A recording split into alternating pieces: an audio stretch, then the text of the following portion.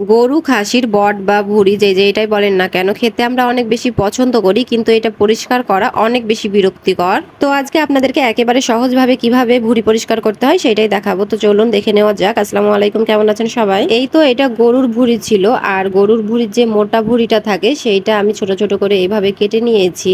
আর এই তো দেখতেই পাচ্ছেন গরুর মোটা ভুঁড়ির এক পাশটা কিন্তু এইরকম কালো একটা অংশ থাকে। তো অনেকেই এই কালো অংশটা কিন্তু খেয়ে নেয় বা চুন দিয়ে আরো অনেক কিছু দিয়ে পরিষ্কার করে, কিন্তু আমার কাছে এটা খেতে একেবারেই ভালো লাগে না। তাছাড়া এটা দেখতে বা খেতেও যেন কেমন একটা লাগে। অনেকেই আছে এই কালো অংশটা চুন দিয়ে একেবারে সাদা করে নেয়, তারপরে কেটে খেয়ে নেয়, কিন্তু আসলে ওইটাও একটা বিরক্তি লাগে। তো যাই হোক, আমরা এইভাবেই করি। এই জিনিসটাও কিন্তু একেবারেই সহজ। এছাড়াও এইটা রুচিশীল আর খেতেও ভালো লাগে, দেখতেও ভালো লাগে। তো যাই হোক, যার যেটা ইচ্ছে সে সেইটা খাবে, কিন্তু এইভাবে যদি আপনি ভুঁড়ি পরিষ্কার করেন তাহলে একেবারেই অল্প সময় লাগবে। এছাড়াও খেতেও কিন্তু অনেক বেশি ভালো লাগে, সাথে দেখতে তো ভালো লাগবেই। তো যাই হোক, এই তো ভুঁড়ির একটা অংশ নখ দিয়ে এইভাবে আমি কালো ও সাদা অংশটাকে দুই ভাগে ভাগ করার চেষ্টা করছি।